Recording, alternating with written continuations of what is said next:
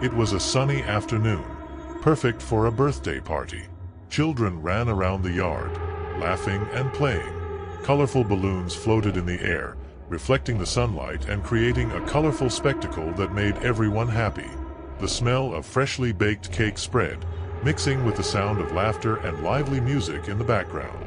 It was a day to celebrate and everyone was excited. But as with many stories, happiness has a strange way of being interrupted. While the adults were talking and distracting themselves, something began to change. In a corner of the yard, where the sunlight didn't reach, the shadow of the forest seemed to move. The children, always attentive, were the first to notice it. A group stepped back a little and their laughter turned into nervous murmurs. "Look over there." A curly-haired girl pointed at the trees. Her eyes were wide, reflecting a mixture of curiosity and fear. The children began to approach, with hesitant steps, as if each movement could draw attention to something hidden in the shadows. A father and his brother, noticing the children's agitation, decided to investigate. They walked away from the safety of the colored lights and the scent of cake into the dim light of the trees. The childish laughter turned into nervous whispers, while the wind began to blow strangely, as if whispering secrets that no one should hear. As they walked, an eerie sound echoed through the trees. A noise that could easily be mistaken for the murmur of human voices, but there was something wrong. A tone, a cadence that made the hairs on the back of your neck stand up. "Did you hear that?" the father whispered to his brother, who merely nodded, staring in the direction of the sound. Their hearts pounded in their chests, and an unexpected chill began to fill the air. What had once been a joyous celebration now seemed like a scene from a horror movie. The shadow of the trees seemed to be coming closer, as if it were alive. They exchanged a nervous glance, but curiosity drove them forward. Then suddenly, a quick, almost imperceptible movement made them stop. Between the trees something moved. It was not an animal, but a short figure, looking more like a shadow than a person. The children screamed, but it was not from joy. It was a scream of fear, something that sent a chill down everyone's spine. "Go back!" the father shouted, his voice echoing through the forest. But it was too late. The terrified children began to run towards the party, leaving the adults behind, paralyzed by the terror surrounding them. As they walked away, something followed them. A sound of light, hurried footsteps, as if the creature was coming ever closer. The trees seemed to close in around them, and the sunlight gradually disappeared, giving way to darkness. "Come on, quick!" the father shouted, pulling his brother by the hand. They ran, not looking back, only listening to the echo of their own hearts and the whisper that seemed to resonate in the forest. The laughter of the party became distant memories, almost as if the air itself was charged with something they could not see. Finally, when they reached the backyard, a frozen silence took over the environment. The children remained still, their gaze fixed on the trees, as if they knew something was watching them. The father, now aware of what had happened, turned to the children. "What did you see?" he asked, his voice shaking. The children hesitated, exchanging glances, until the curly-haired girl, with a trembling voice, answered, "It was something strange, like a man, but it wasn't. It was watching us and I didn't like the way it smiled." The father and his brother exchanged an apprehensive look. They knew that the party had changed and that the joy was now mixed with an unsettling feeling. What was that creature? What did it want? The children were scared, but curiosity still throbbed in their hearts. Then the father decided that he needed to understand what was going on. He turned to the little ones and said, "Let's stay together and investigate, but we must be very careful. We never know what might be out there." The children nodded, although visibly nervous, and they all prepared to face the unknown. They walked slowly back into the woods, the sunlight now hidden behind dark clouds. The weather was changing. A strong wind blew, causing the party balloons to sway violently. And then, with a chill running down his spine, the father felt something watching.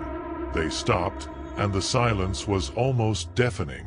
A shadow moved through the trees again, But this time it was clearer. It was a tall, skeletal figure, with eyes that shone like beacons in the darkness. He smiled again, and his expression was anything but friendly. The children backed away, holding on to each other. The father stood before them, his heart racing. "What do you want?" he called out, but the figure just smiled and took slow steps towards them. The wind picked up, and the leaves rustled, almost as if trying to warn them. Then, one of the children, a small boy with big, curious eyes, decided to speak up. "Are you here to play with us?" His voice was weak, but there was a hint of courage in it. The figure stopped and the smile widened, revealing teeth as sharp as knives. "To play? Oh yes, I love to play."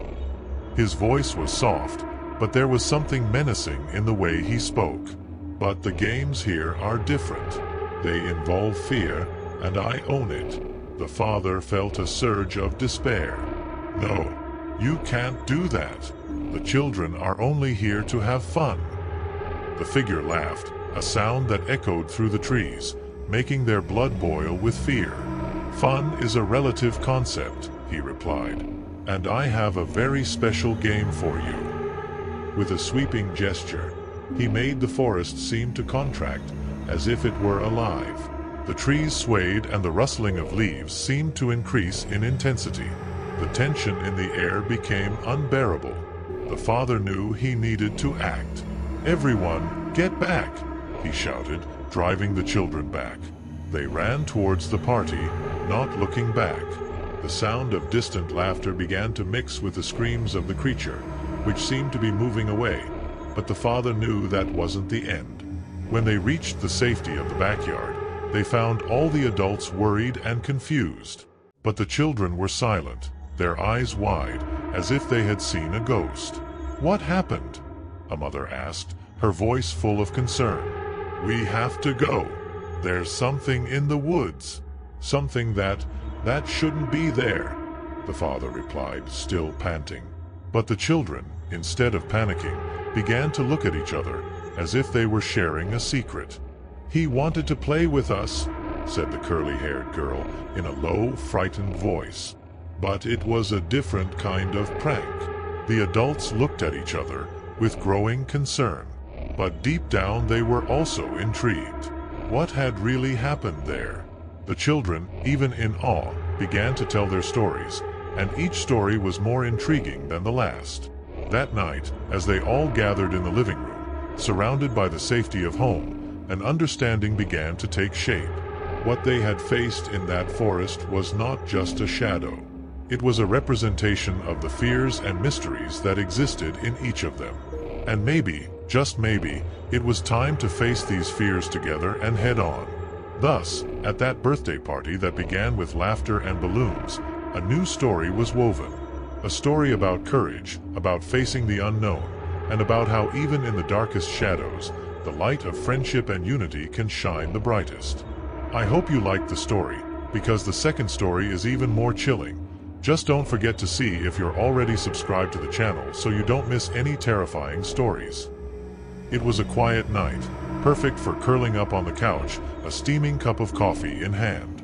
The aroma of coffee filled the air and the soft light from the lamp created dancing shadows on the apartment walls. But something was about to change. Let's talk about a man named Lucas. He had just returned from work, tired, and all he wanted to do was relax. He settled down on the couch, turned on the television, and started watching a movie. However, as the plot unfolded, he began to notice a subtle uneasiness in the air. It was as if the walls around him were breathing and the silence of the night had a weight to it, as if something was hiding in the shadows. After a few minutes, Lucas heard a low sound, almost like a whisper. He stopped and looked away from the screen. What was that? A noise coming from the apartment above? He tried to convince himself that it was just his neighbor moving, but an uneasiness began to grow inside him. Every creak of the wood, every slight sound in the house seemed to echo a silent conversation between the walls. Then, a sudden noise interrupted his thoughts. Knock, knock, knock. A loud knock on the bedroom window. Lucas's heart skipped a beat. He stood up slowly, the lamplight flickering as if he were nervous. He walked over to the window, eyes wide, scanning the darkness outside.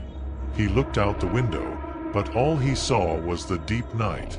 There was nothing but shadows and the rustling of the wind rustling the leaves of the trees. But there was something. A feeling. A presence. What was there, lurking in the shadows? He turned away, determined to ignore the strange feeling, and walked back to the couch. As the minutes passed, Lucas tried to focus on the movie again, but he couldn't shake the thought that he wasn't alone. He could feel it, like an invisible presence floating in the air, almost like a specter watching, attentive. The feeling grew, and with it the curiosity. What could it be? He decided he needed to investigate. He stood up again, this time with more determination. He grabbed a small flashlight that was on the coffee table, its beam flickering as he walked through the apartment. The hallway was quiet, but the darkness seemed thicker, as if it were alive. Lucas continued to the bedroom, where the knock on the window still echoed in his mind. When he reached the door, he hesitated. Something made him pause for a moment, a voice inside him that whispered to him not to enter. But the curiosity was too strong. He opened the door slowly, grinding his teeth under the pressure. The room was dark. He turned on the flashlight, illuminating the walls and furniture covered in white sheets. The light revealed details that would normally go unnoticed: a rocking chair in a corner, a box of forgotten toys, and a dusty mirror that reflected the light in a strange way. As he examined the room, Lucas noticed something on the rocking chair. It looked like a small doll, but not just any doll. It was a rag doll, with large black eyes that seemed to watch his every move. The feeling of being watched returned in an instant. He approached the doll, his curiosity mixed with a slight fear. "Who are you?" he murmured, trying to divert attention from his uneasiness. But the doll remained silent, its eyes seeming deeper by the second. Suddenly, a new sound cut through the air, a whisper, barely audible but clearly human. "Lucas." It was a soft voice that seemed to come from every corner of the room. He turned quickly, flashlight shaking in his hand. "Who's there?" he shouted, trying to keep his courage up. The room was silent again, except for the sound of the rocking chair, which began to move softly. There was no wind, and Lucas could feel his heart pounding in his ears. He didn't know whether to run away or stay and face whatever was happening. He decided he needed to know the truth. "If you're here, show yourself," he said, bravery taking over him. But instead of an answer, the flashlight's light began to flicker and dim, as if fighting an invisible force. The next moment, the doll seemed to have changed position. Now, it was facing Lucas, with a smile that turned his stomach. "You shouldn't have come here," the voice whispered again, clearer, as if it came from the doll itself. "You're part of the game now." The air grew heavy, and Lucas felt a surge of panic. He needed to get out of that room. With a quick movement, he turned and ran to the door, but the lights began to flicker even more, creating menacing shadows that seemed to come to life. As soon as he crossed the door, a loud crash echoed behind him, as if the chair had collided with something. He didn't dare look back. With his heart in his mouth, he crossed the hallway and headed for the living room, but the feeling of being watched didn't go away. Upon reaching the room, Lucas noticed that the shadows were stretching out in an anomalous way, almost as if they were reaching out to reach him. He looked around for a safe place, but everything seemed threatening. The television was off, and the silence was only broken by his own labored breathing. At that moment he had an idea. If he could call someone, maybe he could escape from that presence. He picked up the phone, but when he dialed he realized there was no signal. Desperation began to grow inside him. What was going on? He was trapped in his own apartment, surrounded by something he couldn't see but that clearly wanted something from him. The wind howled outside, and Lucas felt a chill run down his spine. He remembered the doll, that soft, sinister voice. What did the doll know? And what did part of the game mean? He looked out the window again. The darkness outside seemed more threatening than ever. But the truth was that he wasn't just in an apartment, but in a labyrinth of his own mind, where fears and insecurities took shape. He needed to face this. Lucas decided he wasn't going to let that rule him. He took a deep breath, trying to regain his calm. "If you're here, really show yourself," he shouted into the void, his voice echoing in the silence of the night. At that moment, the lights in the room began to flicker again, and the presence he felt seemed to intensify. A shadow was projected on the wall, moving with an unnatural fluidity. It was the figure of a woman, her form hazy and confused. Lucas felt his heart stop for a moment. "You are lost, Lucas," the shadow said, its voice now clear and deep. "This place is a reflection of how you really feel. The fears you hide, the truths you ignore. You cannot run away from yourself." He didn't know what to say. What was the shadow trying to say? He felt his own insecurities unfold before him, a wave of memories and fears washing over him. Could this be true? What did he really fear? As he struggled with his thoughts, the shadow began to dissipate, but not before leaving one last message. "Face the truth, Lucas. Only then can you find freedom." The light returned to normal and the feeling of oppression began to fade. Lucas realized that although the presence was still there, he had gained a new perspective. He could fight his fears or let them take over him. With a new sense of determination, Lucas decided to face the doll. He returned to the room where it had all begun. The doll was still in the chair, but now, instead of feeling threatened, he felt strong. "You don't control me," Lucas said, looking into the doll's eyes. "I'm stronger than this." To his surprise, the doll began to glow softly, as if acknowledging his bravery. "Courage is key, Lucas. You already have what you need within you." The night finally began to lighten. With each word he spoke, the shadow on the wall began to fade and the presence oppressing him seemed to move away. Lucas knew he had won this battle, but he also realized that the fight against his fears would never end. However, he was now prepared. At dawn, he sat on the couch and looked out the window. The world outside was changing. Fear. I hope you liked the story, because the third story is even more chilling. Just don't forget to see if you're already subscribed to the channel so you don't miss any terrifying stories. I hope you liked the story. Imagine, it was just another night and you decided to go to the movies, a place that always brought you comfort. The smell of fresh popcorn filled the air as you sat in an empty seat. The screen lit up the dark room with action and adventure images, and you felt involved in the plot. The loud sounds of gunshots and explosions made your heart race with excitement. But suddenly, a strange feeling began to invade you. You were so engrossed in the screen that you didn't notice that the room was almost empty. But, in a corner of the room, a shadow moved. A chill ran down your neck, as if someone was watching you. When you looked quickly, you saw only darkness, but the feeling of being watched increased. What could it be? You tried to focus on the movie, but your mind was restless. The minutes passed as if they were hours. In a moment of distraction, the shadow reappeared, now closer.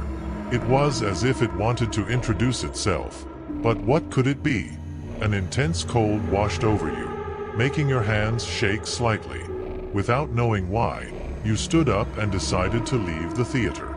Anxiety hung in the air, almost palpable. When you opened the door, a new world awaited you. Instead of the bright, noisy lobby, there was a dark, quiet hallway. There was a man standing there, with a blank expression. His eyes looked lost, and in his hands was something that turned your stomach. It was a severed head, wrapped in a dirty cloth. The sight made your heart stop for a moment, and when you looked closer, you realized it was the head of a missing child who had appeared on the news days ago. The image of the child came to your mind, his smile, his life full of promise. The man seemed to know that you recognized that face. A haunting smile appeared on his lips. What was going on? How was that possible? You tried to scream to get someone's attention, but the words wouldn't come out. It was like reality was fading away, like smoke blown away by the wind. The man took a step forward and the air around him seemed to freeze. He whispered something inaudible and you felt panic take over your body. Without thinking, you started running. The hallway stretched out in front of you. Each door you passed through seemed to lead to a different place, a place you never wanted to visit. The sounds of the cinema were replaced by distant echoes, childish laughter that turned into screams. You didn't know where you were, but you could feel the presence of that sinister figure following you. With each corner you turned, the shadow seemed closer, as if it was waiting for the right moment to reveal itself. Finally, you found a way out. When you opened the door, you saw that you were back in the real world. But what was real? The night was strange. The stars seemed to be watching you and the street was deserted. You decided to walk, trying to process everything that had happened. But as he walked away, a soft voice caught his attention. "Hey, are you okay?" Suddenly a girl appeared, her expression worried. Her face was familiar, as if you had seen her somewhere before. But as you got closer, what was a friendly face turned into a mask of horror. Her eyes, now lifeless, were like those of the man in the cinema. The feeling of being watched came back with a vengeance. "You shouldn't have left the cinema," the girl said, her voice echoing like a whisper in the wind. "You're part of the movie now." Before you could react, everything around you began to change. The landscape distorted, as if you were being drawn into a screen. The ground disappeared beneath your feet and you found yourself back inside the cinema. But now everything was different. The chairs were empty, the screen showed distorted images, and the figure you saw earlier was sitting in the front row, staring straight at you. "Welcome back," the shadow whispered, its eyes shining like two flashlights in the darkness. The film was no longer fiction. It was your life that was being projected on the screen and you were trapped in it. The laughter turned to screams, the images to nightmares. You looked around, trying to find a way out, but there was no way to escape. The cinema, once a refuge, was now a prison. The lights began to flicker and the distorted sound echoed in your mind. You knew you needed to fight, but how could you fight something that didn't feel real? With all the strength you had, you screamed. Not a scream of fear, but a scream of resistance. The image on the screen began to shake and the shadow in front of it wavered, as if it were crumbling. The cold that had previously enveloped you began to disappear, and with a final effort, you threw yourself against the screen.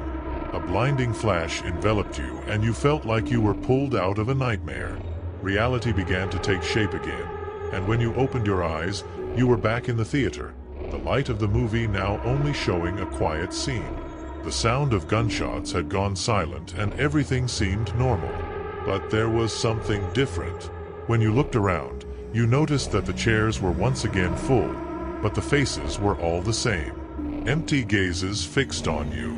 And right there in the background, the shadow was back, smiling eerily, as if it knew the fight was far from over. What would you do now? The cinema would never be the same again, and you wondered if you could really escape this terror. After all, what is real and what is just a shadow in the dark? The real movie was yet to come, and you were at the center of it all. Tell me which story made your hair stand on end? Tell me which one you liked the most? Because in the next video, the story is even more chilling. Just don't forget to see if you're already subscribed to the channel so you don't miss any terrifying stories.